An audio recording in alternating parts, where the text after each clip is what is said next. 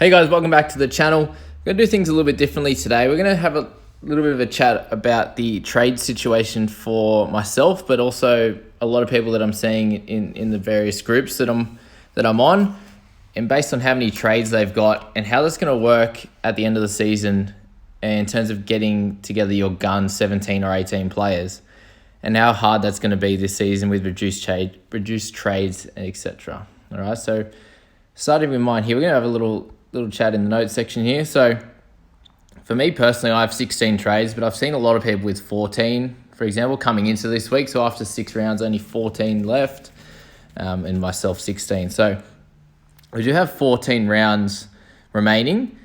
So if I was to use 2 trades every round, that would be eight rounds, and be maxed out of your trades with 6 rounds left. So it's not very good. Let's be real here. You know, how often do we get a bunch of injuries in the last 4, 5, 6 rounds?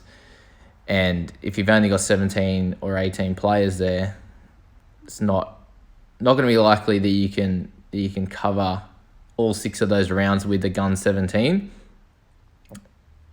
And that's even if you are trading just for guns and doing cash outs right now, which I know a lot of people aren't doing, and obviously a lot of injuries are coming up, etc. So looking at most of the teams, most people have between 10 to 12 keepers in their side, and we're looking for 17 to 18 by the end of the season. So if we're needing 6 to 8 keepers, that's going to be 6 to 8 trades. To get those keepers, we're going to need 6 to 8 downgrades to get those cash outs, or maybe you bring in a cash cow over the next few weeks, if any pop up. And then we're going to say there's a minimum of 3 injuries in, say, the next 10 rounds. So that's before even talking about those last 4 or 5 rounds when you're going to be needing some extra trades. So you put that together, you're going to need between 15 and 19 trades from here on in to get a gun team. And most people only have 14 to 16 left. So this already poses an issue going forward, as you're going to be having no trades for the rest of the season when you're going to be needing these trades. So just have a think about that, guys, in your own team. Have a look at where you're at. Count up how many keepers you've got. And if you are going to struggle to get those players in your team, will I have to just start trading in keepers? Can I chase any mid-rangers anymore? Have a think about that. So just going to move back into my side. I'm going to have a look at where my team's at. I'm going to go through the keepers. So I've already made my 2 trades for the week. I'm assuming they're going to stand. We'll find out how bad Twil's injury is. If it's only a 1 or 2 week injury, then I'm probably going to have to keep him and change my trades from there. So my goal this week was to try and bring in 2 keepers. So if I'm having to trade out a keeper who's injured, I need to bring in a couple of keepers to follow that. So we've got Twal and Katoa. So Katoa is injured this week. He might be a couple of week injury, who knows? But he's not going to be a keeper in my team. So I'm using his money, and he's not playing this week. I need to get 17 on the park this week. So I'm going to be trading both these guys for Latrell and Munster, who are both going to be keepers come the end of the season. Latrell most likely more of a keeper in the center position, and Munster obviously doing really, really well coming out of the break. The game suiting him really well. So I bring those 2 guys in. It leaves me with 14 trades remaining. Let's go through the keepers in my team. So we've got McCulloch. I'm definitely saying he's a keeper. He's going to be averaging over 50, sort of 55 is my thought with him, which is keeper. Payne Haas is number 2. Tanua Brown is not going to be a keeper. So he's someone I'm going to have to use to upgrade or downgrade. At 485, he should get to just over 500. He'll be one of those players I'll upgrade or downgrade. Corey Horsburgh, I'm going to say, is a keeper.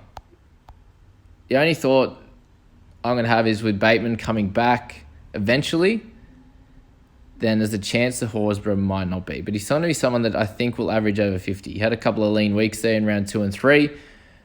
But round 4, played the bigger minutes, got the 64. His point per minute is great. So if he can get 50 minutes, he should be able to get in the 50s. So and as someone who's in the front row, second row duel, he's going to be someone who's going to be that 16th, 17th, 18th man on the team. So we're going to have to leave him as a keeper for now. Luciano Leilua is not a keeper. He's someone that averages 49 at the moment, but a little bit of an injury cloud at the moment. He only scores over 50 when he scores a try, so we're leaving him as someone to upgrade. Isaiah Yeo is a keeper. That leaves us with 4. Cleary is a keeper, 5. Munster, 6. Latrell 7, Crichton no, Drinkwater no, Ponga yes, Pappenhausen is currently a no. So you've got 8 there currently. Harry Grant, yes. So 9. Api Coruscant, yes. 10. Rudolph, no. Someone to upgrade or downgrade. Best, I'm saying yes as a keeper in the centres to make 11. Jerome Luai, no. Hamiso, no. Pat Carrigan, yes. I think he's going to be a good 16th, 17th, 18th man like Horsburgh. And Williami, no. So that leaves me with 12 keepers with 14 trades remaining. So if we look at that there, so I'm going to be wanting another 6 keepers, let's say, 5 to 6. And the guys I'm going to have to downgrade to do that. So if I'm going to upgrade Snore Brown, Leilua, so that makes 2 keepers in the front row, 3 keepers in the second row. I'm going to have to I'm not going to have to upgrade a centre because I'll have Best. I'll have to upgrade Drinkwater and Pappenhausen.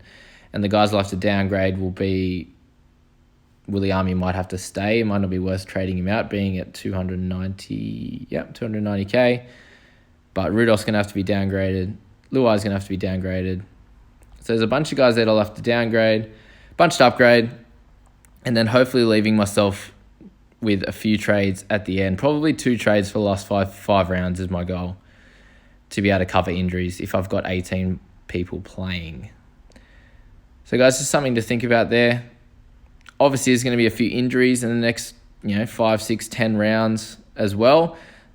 So making sure that over this next period, you're not going to be wasting any trades. I know I'm seeing a lot of people making trades that aren't needed. Like if you're there's no point in trading a Leilua, a Drinkwater, Pappenhausen, these kind of guys that are sort of, they're doing okay. They're not doing great, but they're people that are currently playing in your team. You got to get rid of the guys that are injured and try to bring in a gun or a really low cash cow or a cash out going forward. Cash out's probably too soon, but someone who's cheap and is a chance of making money is going to be the best option for your team. So have a look at your teams, guys. See where you're at in terms of your keepers, how many trades you got left, and just be aware that you don't want to be burning all those trades. Otherwise, teams like myself, if you're someone sitting in the 1,000, 2,000 rank, I'm going to be chasing you down very quickly when it comes to the money end of the year, to the final 5 rounds when you start going backwards in the ranks, and if I'm thinking how to maintain my trades well over the next bunch of weeks, then I'll be flying home to beat you there. So just think about that, guys. And if you enjoyed this video, please subscribe and hit the like. I really appreciate that.